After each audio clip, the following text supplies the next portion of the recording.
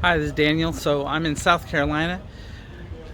Andrew Yang today will be speaking at the Silver Dollar here soon, and just waiting for him to arrive. It's been great. Yang is strong here in South Carolina.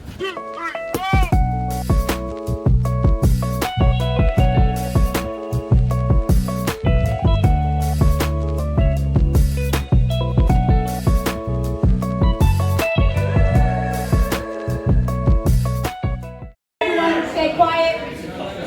Hi! I really like how you connect universal basic income to the ways that it can solve so many of our problems.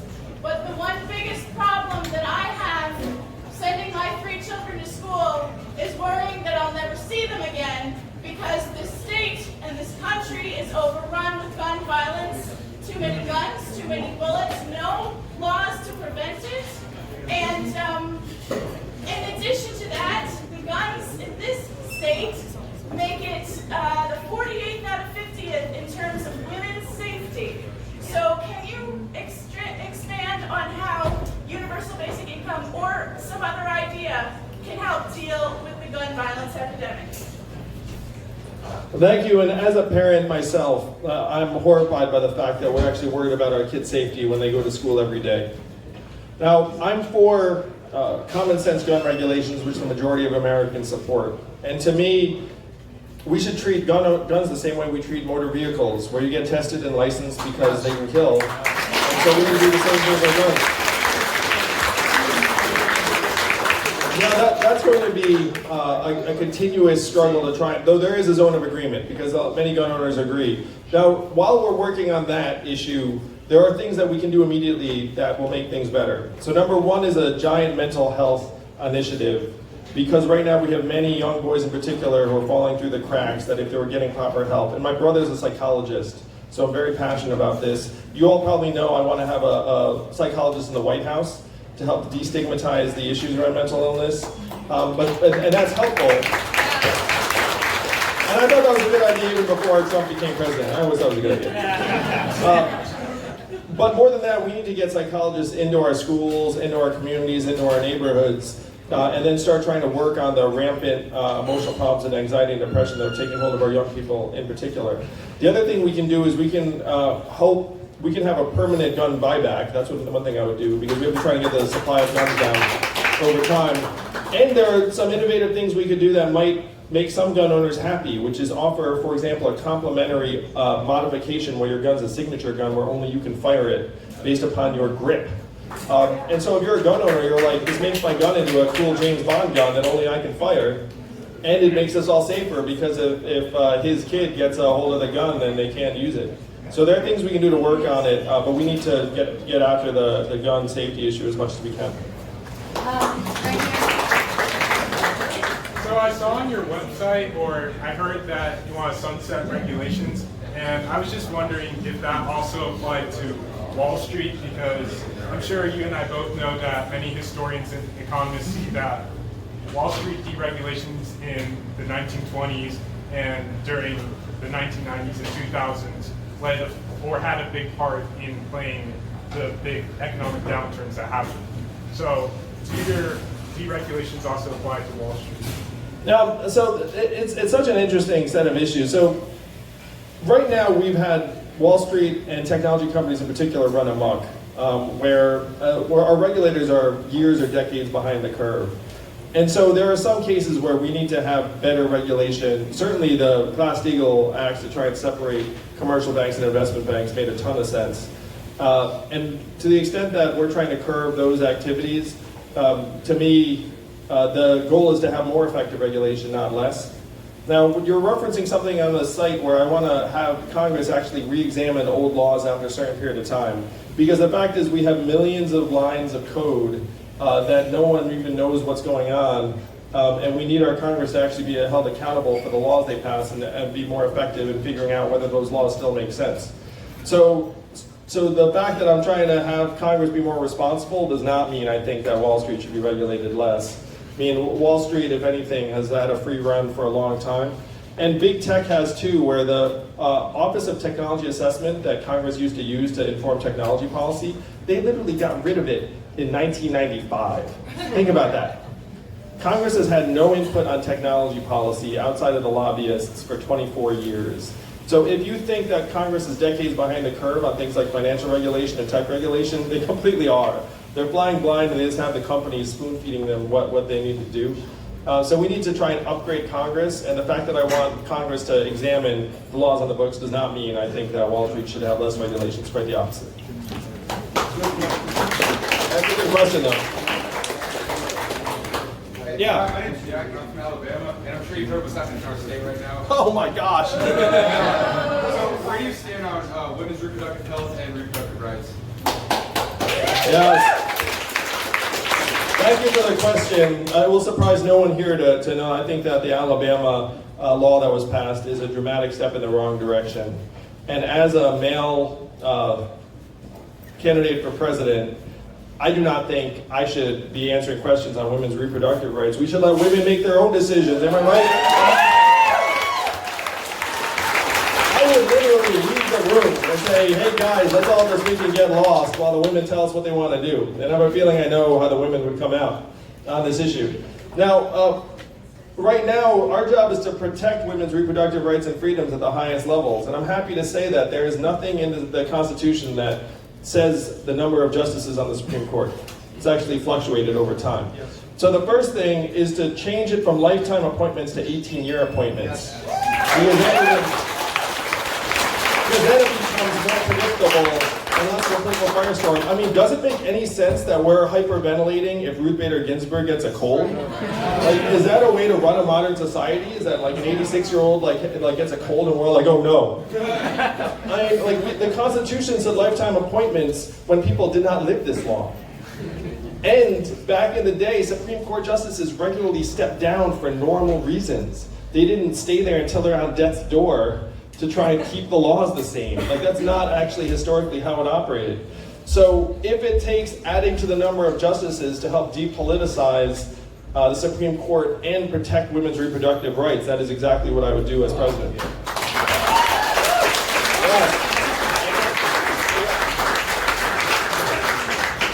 So someone close to me can actually use the mic, so this will be a bonus. Hey, Mr. Yang. So my husband and I really love your platform, and we've read most of it. 74 out of 75 of your policies seem like really great ideas. But your gun policy is one of the most restrictive policies that we've ever seen in a candidate. It's worse than Hillary Clinton.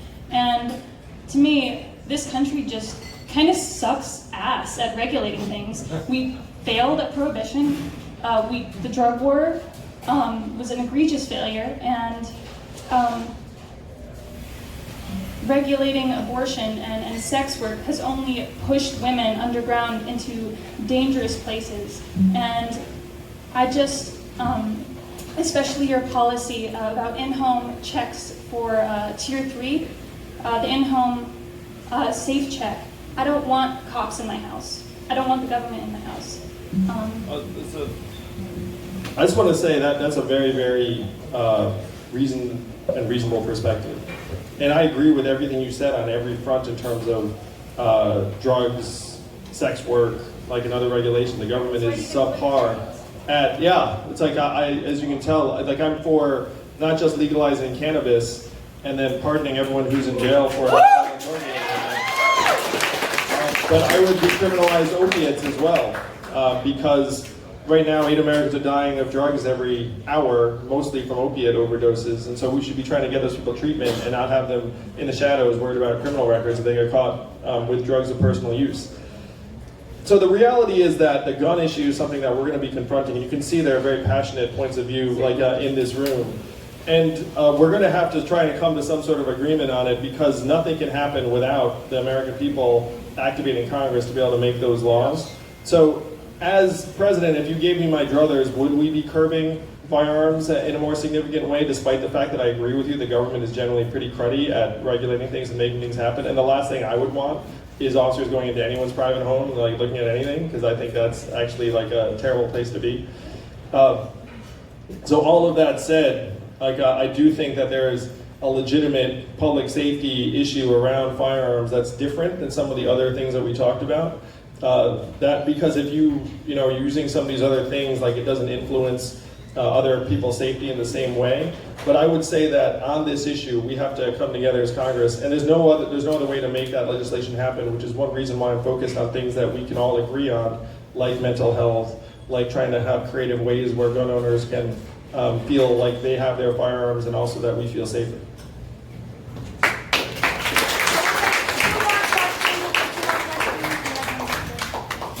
Andrew, do you want us to pay for a climate tax? So the question is, do I want you to pay for a climate tax? And when you say us, how do you mean, sir? Me, people, us. Individual consumers, individual citizens. Well, one of my rules, there's a joke about like, why did I rob the bank? Because that's where the money is. Like, if you're trying to get money for things like addressing climate change, then you don't go to, like, frankly, individual citizens. You go to where the money is. And so, like, where is the money when it comes to climate change? It's in, like, the big companies, it's in the fossil fuel companies, it's in those producers that if you had a carbon fee and dividend, then you'd end up getting back some of that wealth. Now, like, does some of that end up reaching consumers at the margins? Potentially. But it's one reason why one of my big signature proposals is to get more economic resources into our hands, so that if like the cost of energy goes up like a smidgen, like you're still coming out ahead by like a very, very significant margin. We have to try and rebalance the economy towards people. So I do not believe that we should have individuals bearing the brunt of any renewable energy move, because I think a lot of that's going to be borne by corporations. I always have a soft spot for people in the Yang 2020 t-shirt. Go ahead, come on up here, grab the mic, or shout it out, either way. Sure, I'll grab the mic. Okay. So why do we need to lower the voting age to 16? Because I know plenty of people my age, I'm 18, that are just going to vote for Trump because he has a bad spray tan. So why doesn't it need to be lowered? So, what's your name? Ashton. So Ashton's asking, why lower the voting age to 16? This is a really interesting one, and there are different points of view on this. So I was looking at the data around what the possible impact would be of lowering the voting age to 16 from 18. So here are some of the benefits. It would activate every high school in the country so that juniors and seniors would actually be looking at politics and saying, okay, like maybe I care about this, maybe I vote. Right now our voting population skews older, which I think we all know, right? Yeah. And so that ends up influencing policy and making it so that our policies and regulations also skew older. And young people, in my mind, are going to inherit the society and the planet. Like, if anything, we should be trying to skew towards you all, because you're going to be here longer. Like, if I was like on death's door and like 110 years old, like, frankly, it's like between me and someone who's going to be on this planet for like another 80 years, like, I'm not sure that we shouldn't be trying to move it the other direction. And then the other thing is that studies have shown that the younger you vote, the more likely you are to vote forever. So if you lower the voting age, you're likely to activate people to vote for a long period of time. Now, the counter to this that I've heard is like 16-year-olds don't know jack about politics. And to which I'm like, hey, a lot of Americans don't know jack about politics. And we have a lot of what's called low information voters voting every cycle. And it's not like we have a pop quiz where we're like, you're about to vote, let's make sure you did your homework. Like, that's not the way it's working. So to me, I don't think that it's necessarily the case that 16 or 17-year-olds are going to make lesser decisions than older voters. I actually think that that might be, like, it might have no relationship. So this is why I decided that trying to lower the voting age was something that we should do. And can you imagine the hotbeds that every high school would become if you actually had people saying, like, doing virtual votes and then like virtual debate? Like, the whole thing would be transformative, potentially. And to me, the upsides outweigh the downsides, and so that's why I came up for it. But it's a very legitimate issue that people can have disagreements on both sides. I love the question, though, Ashton. Let's give a round of applause. All right, guys, so I would love, thank you again, Charleston. And what I will do is I will stick around, meet you, take selfies, because how are we going to spread the word on social media like wildfire unless you get some good selfies? Am I right? Thank you all.